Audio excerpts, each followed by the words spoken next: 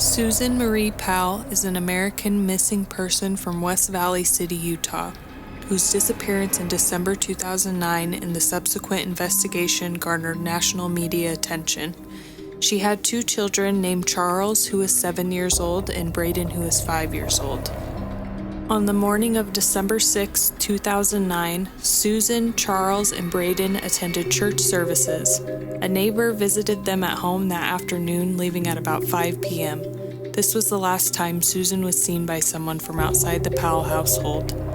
At first, relatives reported the entire Powell family missing on December 7th. Joshua's mother, Terica, and his estranged sister, Jennifer Graves, went looking for them at their house shortly after being informed that the children had not been dropped off at daycare that morning.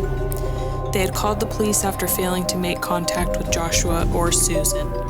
The police broke into the house, fearing that the family members were victims of carbon monoxide poisoning or something else. They found no one inside, but noticed two box fans blowing at a wet spot on the couch. Susan did not show up at her job on December 7th. Her purse, wallet, and identification were all found inside the house. Her cell phone was later found in the family's only vehicle, a Chrysler Town & Country minivan that Joshua had been using. Later that day, at about 5 p.m., Joshua returned home with the two boys and was taken to the police station for questioning. He claimed he had left Susan sleeping at home shortly after midnight on December 7th and had taken his boys on a camping trip to the Pony Express Trail in western Utah. Police visited that area on December 10th but found no evidence of the campsite that Joshua had described. They also found it suspicious that Joshua would take his young boys out camping in blizzard conditions after midnight when they were scheduled to go to daycare just hours later. Joshua had additionally not told his boss that he would not be coming into work that day and explained to police it was because he had thought it was Sunday rather than Monday. After a second round of police interrogation on the evening of December 8th, Joshua rented a silver Ford Focus from Salt Lake City International Airport. His whereabouts after leaving the airport remained shrouded in mystery. Around 18 hours after leaving the airport with the rented Ford Focus, at about 4 p.m. on the next day, December 9th, he called his mother Terica on a new phone while on the I-84 in Tremonton, driving south towards Salt Lake City. He would later tell his sister Jennifer Graves that he had been driving laps around Salt Lake City, getting off and on the freeways at random. Police would also discover that Joshua had placed an additional 807 miles on the odometer of the Ford Focus. Upon searching the Powell residence on December 9th, investigators found traces of Susan's blood on the floor, life insurance policies on Susan for $1.5 million, and a handwritten letter from Susan expressing fear for her life.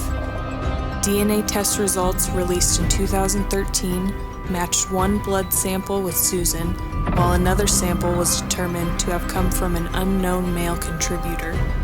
In August 2012, West Valley City Police released documents showing Joshua took actions that were regarded as highly suspicious following Susan's disappearance. He liquidated his wife's retirement accounts, canceled her regularly scheduled chiropractic sessions, and withdrew his children from daycare. Police interviewed the couple's older son, Charlie, who confirmed that the camping trip Joshua described took place. However, unlike his father, he stated that Susan had gone with them and did not return. Weeks after her disappearance, a teacher reported Charlie had claimed that his mother was dead. Investigators informed the media that they planned to question Joshua again and subpoenaed all footage and interviews of Joshua from local television stations. On December 14th, Joshua retained an attorney in connection with the investigation, and police stated that he had grown increasingly uncooperative. A few days later, Joshua took his sons to Puyallup to stay with his father, Stephen, for the holidays. By December 24th, Joshua was considered a person of interest in the investigation. On January 6, 2010, Joshua returned with his brother Michael to pack the family's belongings, indicating he was moving permanently to Puyallup. From 2010 to 2012, not much happened in the case involving Susan Powell. Josh continued to live with the kids in Puyallup, Washington until September 2011, when Josh's dad, Stephen, got arrested on charges of voyeurism and child pornography. Josh was a person of interest in this case. Susan's father filed for custody of Charles and Braden the day after Stephen was arrested. A Washington court eventually granted Cox temporary custody of the boys, ruling that Joshua would have to move out of Stephen's home if he wanted to regain custody. Joshua rented a house in South Hill, but authorities later alleged that he had never actually moved into that house, merely making it appear as if he had satisfied the court's instructions while continuing to reside at Stephen's home. In late 2011, Joshua underwent a series of court-ordered evaluations in Washington. The evaluations conducted by James Manley determined that he had adequate parenting skills, a steady employment history, and no criminal record or history of domestic violence. However, Manley also raised issues concerning the ongoing criminal investigations, Joshua's failure to admit normal personal shortcomings, his overbearing behavior with his sons, and his persistent defensiveness and paranoia that attributed to the police and media attention in conjunction with underlying narcissistic traits. The initial recommendation was for Joshua to have visitation with his sons several times a week, supervised by a social worker. On February 5, 2012, social worker Elizabeth Griffin Hall called 911 after taking Charlie and Braden to a supervised visit at their father Joshua's house in South Hill. Hall, who was supposed to monitor the visit between Joshua and the boys, reported that Joshua grabbed his sons and would not let her through the door. 911 and is shocked by the response. Okay, how long will it be? I don't know, ma'am. They have to respond to emergency, life-threatening situations first. The first available deputy. Well, this could be life-threatening. So you're telling the 911 dispatcher this is an emergency. This is a big deal. There are kids, and what are you getting from the other side? I'm getting. How can you be? Who's your supervisor? I've got the kids in the house and he won't let me in. Whose house is it? Josh Powell. And who's And supervising? he's the husband that I supervise. So you supervise and you're doing the visit?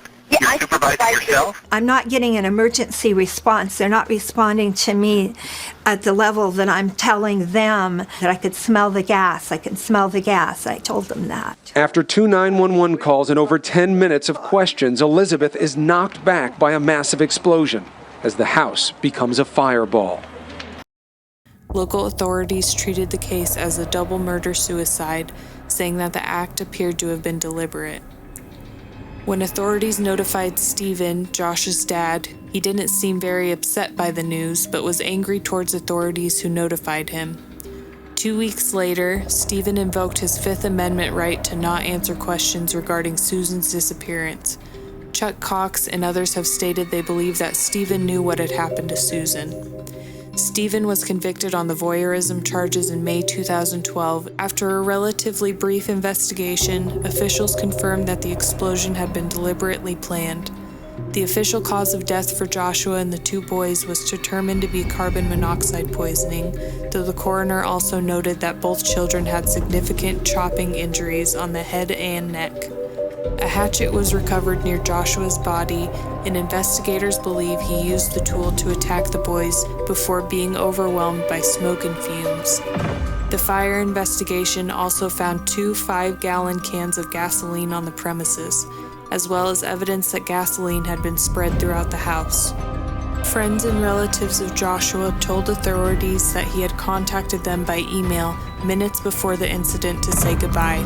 Some of them, including his local bishop, received instructions for finding his money and shutting off his utilities. Records also showed that Joshua had withdrawn $7,000 from his bank account and had donated his children's toys and books to local charities the day before the incident. Joshua named his brother Michael as the main beneficiary of his life insurance policy.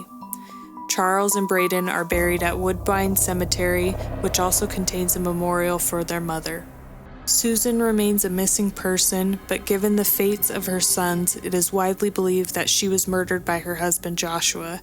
There were calls as of March 2018 to have her declared legally dead, with the cause being homicide.